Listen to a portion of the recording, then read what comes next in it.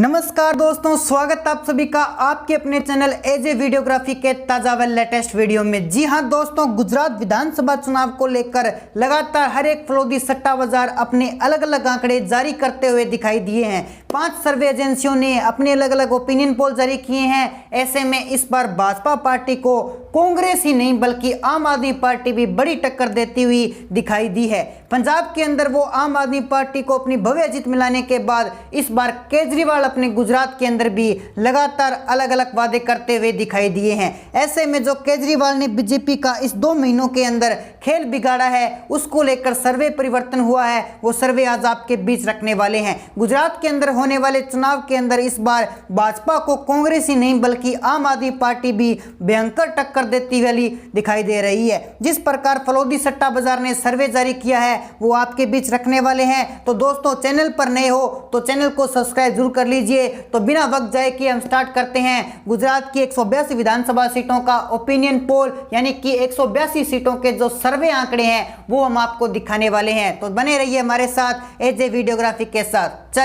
चलिए दोस्तों, बिना वक्त जाए कि हम स्टार्ट करते हैं गुजरात के 188 विधानसभा सीटों का ओपिनियन पोल। सबसे पहले हमारे सामने आनंद जिला आ रहा है। आनंद जिले में 7 विधानसभा सीटें आती है। भारतीय जनता पार्टी को 3 सीटें मिल रही है, आम आदमी पार्टी को 3 सीटें मिल रही है और कांग्रेस के खाते में यहाँ पर 1 सीट जाती हुई दिखाई दे रही है और अन्य का यहाँ पर खाता नहीं खुलने वाला है। भावनगर जिले की बात करें तो यहाँ पर 7 विधानसभा सीटें आती है। भारतीय जनता पार्टी को यहाँ पर 3 सीटें मिल रही है, आम आदमी पार्टी को 2 सीटें मिल रही है और राहुल गांधी यानी कांग्रेस को यहाँ पर 2 सीटें मिलती हुई दिखाई दे रही है। वहीं अन्य का खाता नहीं खुलने वाला है। अगले जिले की आ चुके हैं तो सोमनाथ की बात की जाए तो यहाँ पर 4 विधानसभा सीटें आती है। भारतीय जनता पार्टी को यहाँ पर 2 सीटें मिल रही है, आम आदमी पार्टी को 1 सीट, अन्य को कांग्रेस को यहाँ पर 1 सीट मिल रही है और अन्य का यहाँ पर खाता खुलता हुआ नहीं दिखाई दे रहा है। अगले जिले आ चुका है जूनागढ़,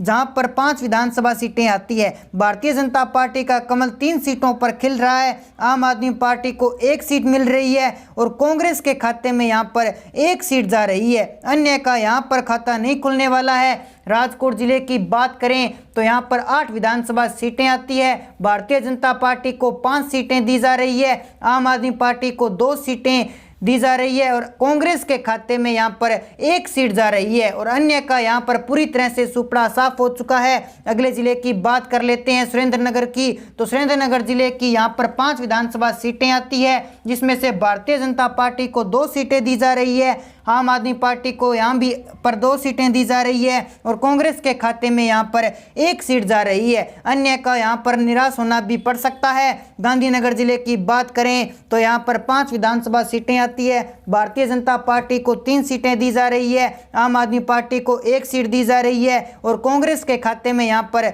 1 सीट जा सकती है। अगली बात कर लेते हैं अरावली जिले की 3 विधानसभा सीटों की। तो आम आदमी पार्टी के खाते में 1 सीट जा रही है, भारतीय जनता पार्टी के खाते में भी 1 सीट जा रही है और कांग्रेस को यहाँ पर भी 1 सीट मिल रही है। अगली बात कर लेते हैं साथियों पोरबंदर जिले की 2 विधानसभा सीटों की। तो यहाँ पर भारतीय जनता पार्टी का खाता नहीं खुल रहा है, आम आदमी पार्टी को भी यहाँ पर निराश होना पड़ सकता है और यहाँ पर कांग्रेस के खाते में 2 सीटें जाती हुई दिखाई दे रही है। तो इसी के साथ दोस्तों आगे बढ़ते हुए कच्छ जिले की बात की जाए तो कच्छ जिले के अंतर्गत 6 विधानसभा सीटें आती है, जिसमें से बीजेपी को 2 सीटें, आप पार्टी को यहाँ पर 3 सीटें जाती हुई दिखाई दे रही है, कांग्रेस को 1 सीट और अन्य को यहाँ पर 0 सीटें जा रही है। तो चलिए दोस्तों बढ़ते हैं अगले जिले की ओर। अहमदाबाद जिले के अंतर्गत 21 विधानसभा सीटें आती है, जिसमें से बीजेपी के खाते में अब तक 9 सीटें जाती हुई दिखाई दे रही है, आप पार्टी को 8 सीटें, कांग्रेस को 4 सीटें व अन्य पार्टी का यहाँ पर भी सुपड़ा साफ होता हुआ दिखाई दे रहा है। अगले जिले की बात की जाए मोरबी जिले के अंतर्गत 3 विधानसभा सीटें आती है, जिसमें से बीजेपी को 2 सीटें, आप पार्टी को 1 सीट, कांग्रेस को 0 सीट और अन्य पार्टी को भी यहाँ पर 0 सीट जाती हुई दिखाई दे रही है। अगले जिले की बात की जाए सूरत की, तो सूरत जिले के अंतर्गत 16 विधानसभा सीटें आती है, जिसमें से यहाँ पर आप पार्टी बड़ी मजबूत बनती हुई दिखाई दे रही है। यहाँ पर आप पार्टी को 10 विधानसभा सीटें आ रही है, बीजेपी को 3 सीट और कांग्रेस को यहाँ पर भी 3 सीट जाती हुई दिखाई दे रही है। अन्य पार्टी का यहाँ पर पूरी तरह से सुपड़ा साफ हो चुका है। अगले जिले की बात की जाए डांग जिले की, तो डांग जिले के अंतर्गत 1 सीट आती है विधानसभा की, जो कि कांग्रेस के खाते में जाती हुई दिखाई दे रही है। बाकी सभी पार्टी को यहाँ पर कोई सीट प्राप्त नहीं हो पा रही है। अगले जिले की बात की जाए द्वारका जिला, तो द्वारका जिले के अंतर्गत विधानसभा की 2 सीटें आती है, जिसमें से बीजेपी को 2 की 2 सीटें जा रही है। बाकी बची पार्टियों को यहाँ पर कोई भी सीट जाने का अनुमान नहीं लगाया जा रहा है। अगले जिले की बात करें जामनगर की, तो जामनगर के अंतर्गत 5 विधानसभा सीटें आती है, जिसमें से बीजेपी को 3 सीटें, आप पार्टी को 1 सीट और कांग्रेस को भी 1 सीट।